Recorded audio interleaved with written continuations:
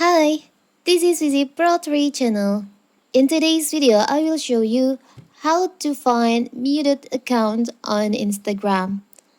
Before you get started, don't forget to subscribe and turn on the notification to keep you updated about this channel. So, let's go. Instagram allows people to mute the users they follow on the photo and video sharing platform. When a user mutes someone, they will stop seeing their content on Instagram, but they won't unfollow them.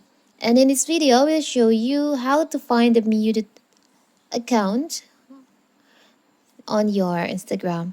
So first of all, of course, we have to open our Instagram. Now you can just tap on the button right here on your profile. Tap on the upper right corner, the three lines over here. You can scroll down. On what you see section, there is an option muted accounts. You can just tap on that. So here's all the account that you've muted on Instagram. You can unmute them by tap on the unmute